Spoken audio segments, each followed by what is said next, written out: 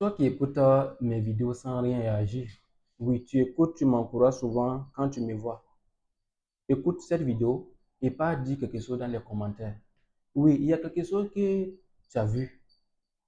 Je sais que tu l'as constaté, mais tu n'as pas voulu réagir. Je parle le cas du Burkina Faso. Si nous regardons, le pays des hommes intègres est en train de traverser des moments, je dirais, difficiles. La situation sécuritaire du pays est en train d'envoyer quelque chose de négatif pour toute l'humanité du Burkina Faso. As-tu remarqué dans les feux tricolores, après chaque feu, as-tu remarqué la dame qui tient ses jumeaux en train de demander à longueur de journée, sous ce soleil, sous cette pluie? As-tu vu ces enfants de 5 ans qui dorment au bord de la route? Ces vieillards qui sont en train de commander. J'ai même vu certains, ils n'ont pas la vision. C'est un enfant de 5 ans qui est en train de lui tirer. Il tourne dans cette ville-là pour demander. Tu regardes, souvent tu les donnes 100 francs, tu les donnes 50 francs, tu peux même les donner 1000 francs. Mais la question que je me pose et que je te pose, est-ce qu'on va s'en sortir avec cette situation-là?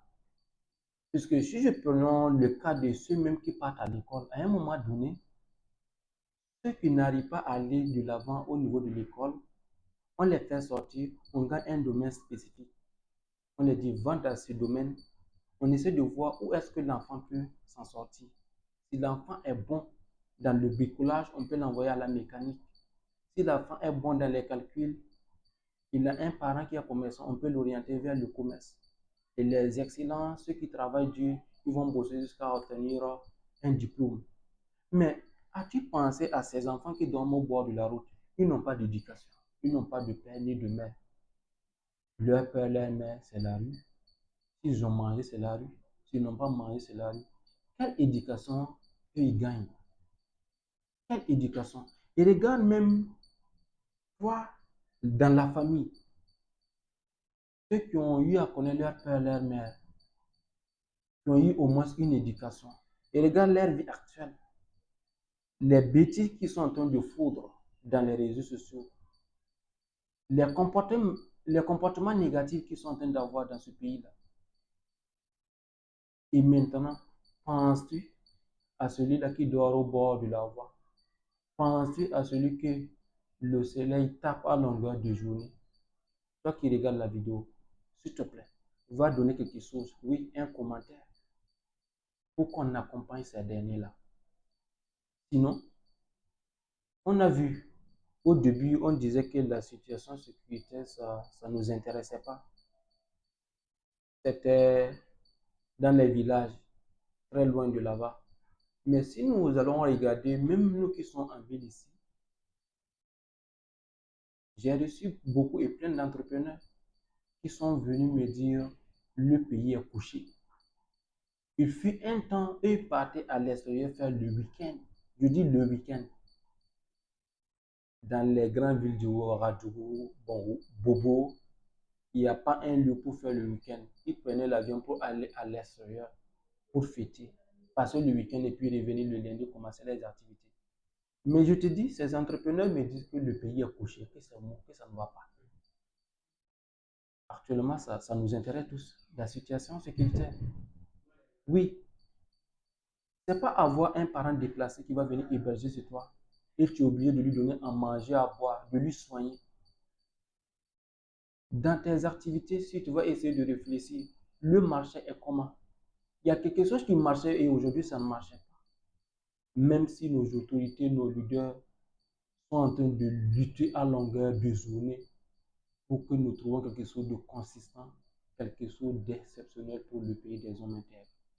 Oui, je te parle en tant que jeune entrepreneur qui se bat, qui laisse le sommeil en train de réfléchir sur ce qu'on peut faire pour le changement, pour ta propre vie, pour ta famille et pour ceux qui vont te suivre.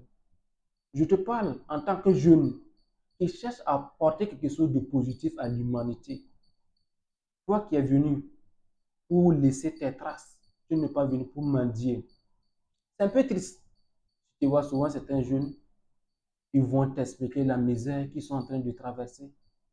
Ils sont en train de dire comment la vie les serre au cou. Oui, on peut parler à longueur de journée, mais qu'est-ce que tu fais pour changer cela? En tant que jeune un peu conscient, si j'ai quelque chose à vous dire déjà, il faut penser au développement personnel. Tu sais lire et écrire, non? Il y a certains livres, tu peux payer un livre, ça va changer ta vie.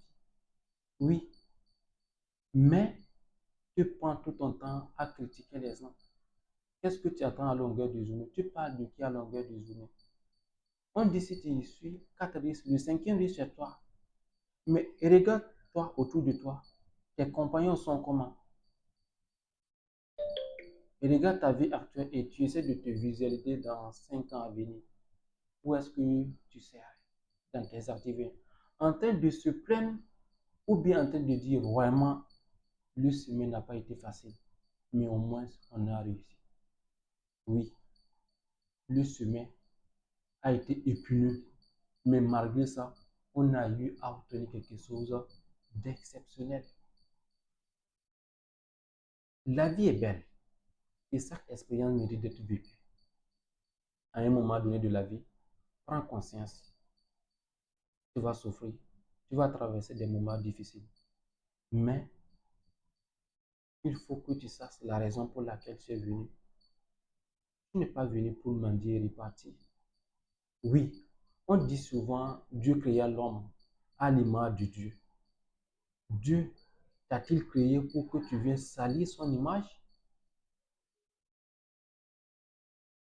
Souvent, ça demande à réfléchir.